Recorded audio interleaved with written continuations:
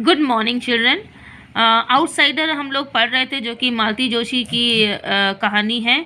और इस कहानी का हमने फर्स्ट 2 पेजेस हम कंप्लीट कर लिए हैं और आज हम उसके थर्ड पेज में जाएंगे। ठीक है, तो थर्ड पेज स्टार्ट करने से पहले मैं थोड़ा सा रिकैप करना चाहूँगी स्टोरी को कि नीलम नाम की एक माने युवती है जो कि 45 इयर्स की है और उसके परिवार में उसके 3 भाई है और एक बहन है।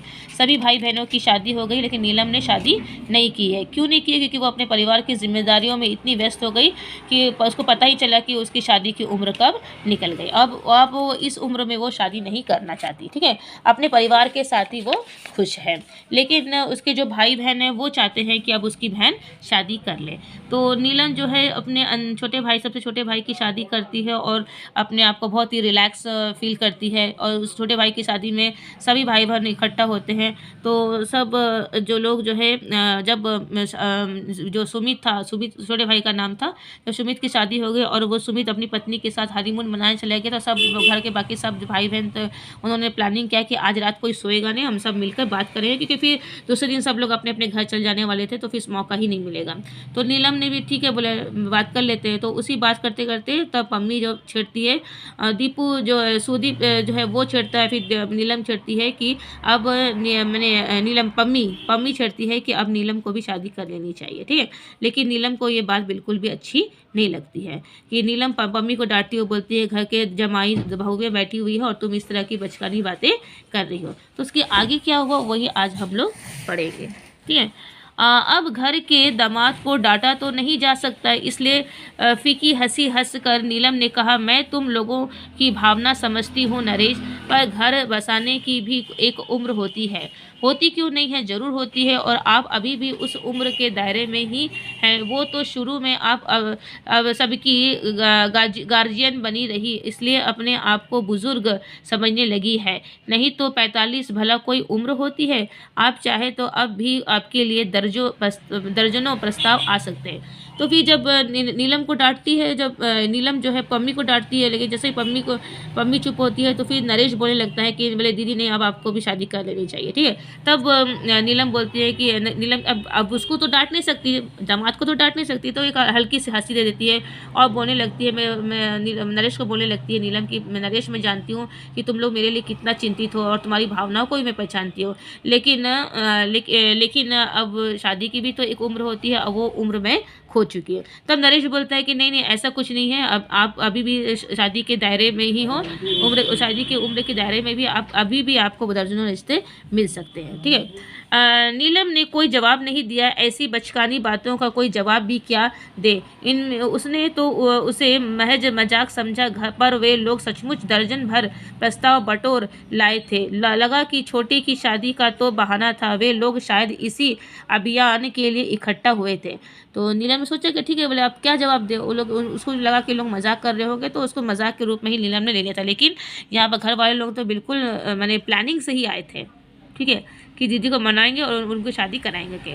वे लोग शायद इन लोगों को गुपचुप खिचड़ी पकती रही और उसे कानों कान खबर तक ना हुए। उसे तो अब पता चल गया जब एक लंबी चौड़ी लिस्ट उसे थमा दी गई। और तुरंत ही फिर उन लोग क्या करते हैं, घर के लोग जो है एक लिस्ट जो है नीलम के हाथ में थमा देते हैं, मैंने लड़कों की लिस्ट, मैंने ये लड़का है इसका ऐसा लिस्ट थमा देते हैं। ठीक है, फिर भी उसने इस बात को गंभीरता से नहीं लिया, केवल मनोरंजन के लिए वह पूरा ब्यौरा पड़ गई थी। उसे हंसी भी आ गई थी और आश्चर्य भी हुआ था कि लोग कैसे कैसे विपरीत परिस्थितियों में भी शादी का शौक पालते हैं। ठीक है, तो नीलम को जब वो लिस्ट दी गई तो नीलम ने पढ़ लिया। ठीक है, और उसने इस बात को गंभीरता से नहीं लिया, मनोरंजन के रूप में ही उसने उस लिस्ट को पढ़ा था जिसमें लड़कों का बारे में दिया गया था। ठीक है, और उसको हंसी भी आ रही थी और आश्चर्य भी हो रहा था कि लोग अपने इस उम्र में भी शादी का शौक रखते हैं। ठीक है, उसे फुर्सत से विचार करने के लिए कहा गया, पर सुदीप और सुषमा दूसरे ही दिन सबके कमरे में आ धमके। उन्हें शायद सबसे ज़्यादा जल्दी थी। कनाडा जाने से पहले वे सब कुछ तय करके जाना चाहते थे। उसके पीछे पीछे सुजीत भी आ पहुंचा। लगा कि दोनों भाई दल बनाकर उस पर हमला करना चाहते हैं। थोड़ी देर इधर उधर की बातें होती रही, फिर सुदीप ने एकाएक पूछ लिया, दीदी तुम्हें वह लखनऊ वाला प्रपोजल कैसा लगा? कौन सा वो अवस्थी जी वाला, ना बाबा, शादी के तुरंत बाद नानी बनने का अपना कोई इरादा नहीं है। तो बोली वाह, तो बरेली वालों को देख लेते हैं, सुषमा ने सुझाव दिया। उसके 2 बेटे ही है शायद, ये भी अभी छोटे हैं और उन बेटों को भी वे हॉस्टल में रखने को तैयार है। सुदीप ने जानकारी दी, ठीक है। तो फिर मैंने नीलम को बोल दिया कि दीदी आप ये सब देख लो, बोले कोई जल्दी नहीं है, आप आराम से फुर्सत से हमें बताना कि तुम्हें कौन सा रिश्ता पसंद आएगा, ठीक है। फिर ये सब बोलकर फिर लोग जो है अपने अपने कमरे में जाके सो गए। लेकिन दूसरे ही दिन जो है सुदीप और सुषमा जो है नीलम के कमरे पर पहुंच गए और उसके पीछे पीछे जो है सुजीत भी आ गया। सुदीप को तो कनाडा वापस जाना था, तो कनाडा जाने के पहले ही वो सब कुछ तय करके जाना चाहते थे, मैंने अपनी दीदी की शादी फिक्स करके ही वो जाना चाहते थे। तो उसको फिर सुजीत भी आ गया, हाँ उसके फिर सुजीत भी आ गया। और तब उन्होंने फिर सुदीप उसको पूछता है, थोड़ी देर के इधर उधर की बात के निकालने के बाद सुदीप उसको पूछता है कि दीदी आपको वो लखनऊ का प्रपोजल कैसा लगा, लखनऊ का जो लड़का है बोले कैसा लगा। तब नीलम बोलती कि नहीं मुझे तो बिल्कुल भी शादी के बाद में नानी नहीं बनना है, मतलब उसकी बेटी है और बेटी की शादी होने वाली है, मैंने बेटी की शादी हो गई है, अब बेटी जो है मैंने बेटी के बेबी होने वाला है, ये वो ऐसा इंसान से उसकी शादी करा रहे थे लोग। तो फिर उन लोग तो फिर बोले ठीक है बरेली वाला देख लो बोले। तो सुषमा ने सुझाव दिया कि बरेली वाला देख लेते हैं, बोले अभी तो उसके 2 बेटे हैं, उसके बेटे छोटे हैं और फिर उन लोग सोच रहे हैं कि वो बच्चों को हॉस्टल में रख देंगे, तो मैंने आपको कोई परेशानी नहीं होगी, ठीक है। इसी को कहते हैं हिप्रोक्रेसी। इधर तो यह प्रचलित करोगे कि हम किसी बच्चों के लिए खातिर शादी कर रहे हैं और फिर उन्हीं बच्चों को हॉस्टल में ठूसने को भी तैयार हो जाएंगे। ऐसे 2 महे लोगों से मुझे सख्त नफरत है, ठीक है। तो नीलम ने बोला बोले कैसे पिता है, बोले हाँ बच्चों के लिए ही शादी करने का बात बोलकर बच्चों को ही अपने से दूर कर दे रहा है और ऐसे लोगों मुझे बिल्कुल भी पसंद नहीं है, ये नीलम जो है बोलने लगती है। तो जाने दो बरेली वालों को, गोली मारो। सुजीत बोला मुझे तो नरेश के जीजाजी वाला प्रस्ताव बहुत अच्छा लगता है। एक तो महाशय डिप्टी कलेक्टर है, दूसरे थोड़ी बहुत लिखने पढ़ने का शौक भी रखते हैं। He will be perfect companion. तो फिर नरेश मैंने सुदीप बोलता है, ठीक है। सुजीत बोलता है कि बोले जो अच्छा जो नरेश जी जो रिश्ता लाए वो रिश्ता काफ़ी अच्छा है, बोले डिप्टी कलेक्टर भी है, बोले उन्हीं की बात कर रहे हो ना जिनकी लड़की ने आत्महत्या की धमकी दी थी। अरे क्यों मेरे सिर हत्या थोपना चाहते हो। तो नीलम बोल रही है अरे तुम उसकी बात कर रहे हो ना जिसकी बेटी ने अभी अभी सुसाइड करने का प्लानिंग किया था। तो नीलम बोलती क्यों तुम मेरे मत्थे जो है किसी की हत्या का आरोप लगाने में लगे हुए हो, ठीक है। तो अरे इन धमकियों से कुछ भी नहीं होता दीदी। पम्मी की सास ने भी तो कहा था कि अगर वे शादी हुई तो वे मिट्टी का तेल छिड़क लूँगी, पर क्या हुआ, कुछ नहीं। 2-4 साल मुंह फुलाए रही, अब सब ठीक ठाक चल रहा है, ठीक है। तो फिर भाई बोलने लगता है दीदी ये सब तो धमकी देने वाली बात होती है, इससे कुछ नहीं होता है। तुम जानती नहीं, बोले पम्मी की सास ने भी तो कितना तमाशा किया था, बोले कितना धमकी दी थी, बोले कि अगर नरेश ने पम्मी से शादी की तो मैं अपने शरीर में आग लगा लूँ। देखो क्या हुआ, लेकिन 2 साल तक मुँह फुला के रखे, आज देखो सब मिलजुल के रह रहे हैं, ऐसा कुछ नहीं होता है, ठीक है। तो जीतू किसी दिन फुर्सत मिले तो पम्मी से पूछना ये 2-4 साल उसने कैसे काटे हैं। एक तो वह शुरू में से ही दिलेर है, फिर प्यार का जोश भी था, इसलिए सब कुछ हंसते हंसते झेल गए।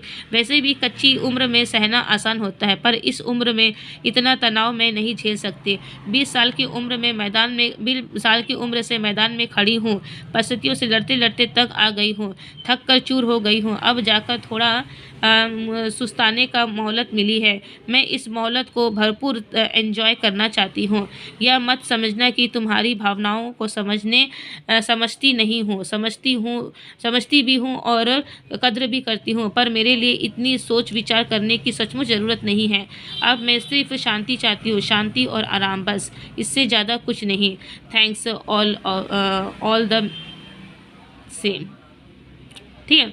तो फिर वो बोलती है, नीलम बोलती है, जीतू मैं जानती हूँ, तुम जीतू तुम मुझसे पूछो, बोले वो 2 साल पम्मी के लिए कितने मुश्किल, जब तुम्हारी माँ ने उसको बहू मानने से इनकार कर दिया था और कहा कि अगर तुम उसे शादी करोगे तो वो आग लगाएगी, तो किस तरह से पम्मी ने वो 2 साल झेले हैं वो मैं अच्छी तरह से जानती हूँ, ठीक है। तो वैसे भी पम्मी जो है काफ़ी दिलेर है, और ऊपर से वो तुमको चाहती भी थी तो उसी सब कुछ सह ले, लेकिन उस कच्ची उम्र में सब सह पाना जो है आसान होता है, लेकिन मैं जिस उम्र में हूँ इस उम्र में मैं इतना टेंशन लेकर नहीं रह सकती हूँ, ठीक है। मैंने बहुत थक कर मैं चूर हो गया, अब जाकर बहुत मुश्किल से मैं रिलैक्स हुआ, सब जिम्मेदारी को समाप्त करके अब मैं थोड़ा शांति से सुकून से रहना चाहती हूँ, ठीक है। और बस मुझे इतना ही चाहिए, ठीक है। और ये इस तरह से नीलम जो है बोलती है, ठीक है। और शाराम बस इतना कुछ नहीं फिर वो बोलती है कि मैं जानती हूँ कि तुम लोग मेरे लिए बहुत चिंतित, मैं तुम्हारी सबकी भावनाओं की कद्र करती हूँ, लेकिन मैं और कोई टेंशन हमें अपने जीवन में नहीं लेना चाहती।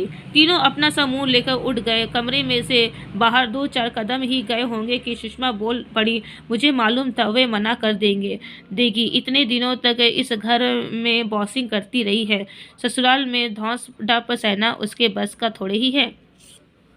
तो फिर देखिए तीनों जो थे, मैंने दोनों भाई और उसके सुषमा जो थी वो तीनों अपना समूह लेकर आ गए, क्योंकि दीदी ने नीलम ने शादी करने से मना ही कर दिया था। तब सुषमा बोलती है, बोले मुझे पता था कि तुम्हारी बहन जो है मानेगी नहीं, क्योंकि इतने सालों से इस घर में बॉसिंग कर रही है, और थोड़ी जो वो इतना सही चल जाएगी बोले यहाँ से क्योंकि ससुराल में तो उनका बॉसिंग नेचर तो चल नहीं सकता, ससुराल में तो कुछ ना कुछ तो सहना ही पड़ेगा। क्या बात करती हो भाभी, अब इस उम्र में भी उनसे धौंस टपट कौन करेगा? क्या औरों के ना सही पति की तो सहनी पड़ेगी, उसकी जी हुजूरी तो करनी पड़ेगी। तो फिर अलका बोलने लगती है, बोले बोले भाभी तुम क्या बोल रही हो, बोले अब इस उम्र में कौन उसको डांटेगा, बोले। तो फिर सुषमा बोलती, बोले कि तो बोले भले कोई और ना डांटे, लेकिन पति से तो अनबन हो सकती है, वो उसकी तो जी हजूरी करनी पड़ेगी। अनचाहे सारी बात नीलम के कानों में टकरा गई। उसने सोचा सुषमा ठीक ही कह रही है, इतने दिनों तक इस घर में एक छत्र शासन करने के बाद अब वह किसी का शासन स्वीकार नहीं कर पाएगी। शादी के इस पहलू पर तो उसने सोचा भी नहीं था। अच्छा ही हुआ जो यह किस्सा शुरू होने से पहले ही खत्म हो गया। तो जब अलका और सुषमा बात कर रहे थे तो नीलम इन बातों को सह लेती है। जब सुषमा बोलती है कि बोले हाँ ये बॉसिंग नेचर है, घर में बॉसिंग मैंने बॉसिंग नेचर से रही है तो ससुराल में कैसे रह पाएगी, ठीक है। तो नीलम जब सुनती है तो नीलम को भी लगता है, बोले हाँ बोले मैं तो यहाँ पर बिल्कुल स्वतंत्र रूप से रही हूँ अपने घर में, किसी और घर में जाकर उसकी बातों के उसके हिसाब से रहना उसके लिए बहुत ही मुश्किल था, ठीक है। तो उसने सोचा चलो भले अब किस्सा यहीं पर ख़त्म हुआ, अब लोग जो है मुझसे शादी की बात नहीं करेंगे, ठीक है। तो इस तरह से वह का 24 घंटों में ही नहीं बीते थे कि पूनम ने, अभी 24 घंटे ही नहीं बीते थे कि पूनम ने उसे घेर लिया। उसे तो प्रस्तावना के समय भी नहीं बर्बाद किया, सीधे ही शुरू हो गई, भैया भाभी बता रहे थे कि तुमने शादी से साफ इनकार कर दिया। तो 24 दिन मैंने दूसरे दिन जो है 24 घंटे भी नहीं गए, दूसरे दिन आकर नीलम फिर जो है पूनम जो उसकी छोटी बहन है नीलम से आके पूछने लगती है कि दीदी कि तुमने तो शादी के लिए इनकार कर दिया, भैया भाभी बता रहे थे कि तुमने शादी के लिए इनकार कर दिया, तो और क्या करती, तुम लोगों को पागलपन का दौरा पड़ा है तो क्या हुआ, मेरा दिमाग तो अभी साबुत है। तो नीलम बोलती है, बोले हाँ तो और क्या करती, बोले हाँ तो तुम लोग पागल हो गए, मैं तो पागल नहीं हूँ, मेरा दिमाग ठीक है। पम्मी कुछ क्षण चुप रही, फिर धीरे से बोली, तुम हमेशा अपने ही ढंग से सोचती हो, कभी औरों की दृष्टि से भी तो सोचा करो। क्या मतलब? तो मम्मी बोलती है, फिर नीलम बोलती, दीदी थोड़ा से तुम अपने हिसाब से मत सोचो, दूसरों के हिसाब से भी सोचो। तो फिर नीलम बोलती, तुम्हारा बोलने का मतलब क्या है?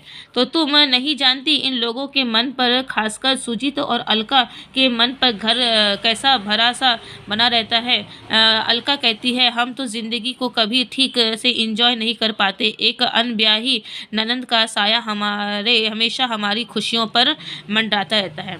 तो पम्मी बोलती है, तो बोले तुम कभी मैंने सुजीत और अलका के बारे में क्यों नहीं सोचती हो, बोले हाँ उन लोग अलका का तो यहाँ तक कहना है कि वो कभी अपने लाइफ को अच्छी तरह से इंजॉय ही नहीं कर पाती है, क्योंकि उसके सर पर एक अनब्याही ननंद का साया मंडराता रहता है। बोले तुम्हारी चिंता उसे लगी रहती है, अब तुम नहीं चाहती हो क्या उनकी सब चिंताएं समाप्त हो जाए, तुम सेटल हो जाओगी तो सबकी चिंता समाप्त हो जाएगी और सब अपने जीवन में सेटल हो जाएंगे। इस तरह से पम्मी जो है अपनी बड़ी बहन नीलम को समझाती हैं।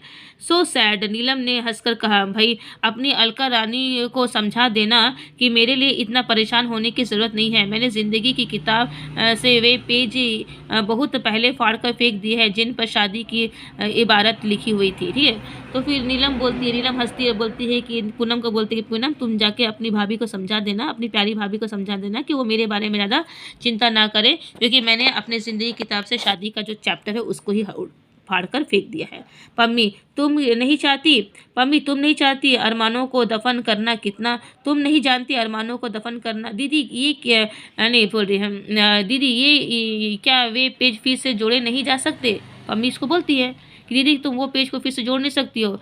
पम्मी तुम नहीं जानती अरमानों को दफन करना कितना असहनीय होता है। उन्हें वापस जिलाना तो शायद और भी पीड़ा देगा, और मुझे डर है कि अगर मुझे मजबूर किया गया तो मैं सपनों के टूटे हुए सिरों को वहीं से उठाना चाहूँगी जहाँ छोड़ा था। ठीक है, तो पम्मी को बोलती है, नीलम बोले कि बहुत मुश्किल होता है अपने अरमानों को तोड़ना, अपने अरमान को दबा कर रखना। ठीक है, तो मैंने जो पेज हटा दिया, फिर से मैं जाऊँगी तो फिर से मुझे वो पीड़ा झेलनी पड़ेगी, और मैं ये सब नहीं चाहती हूँ।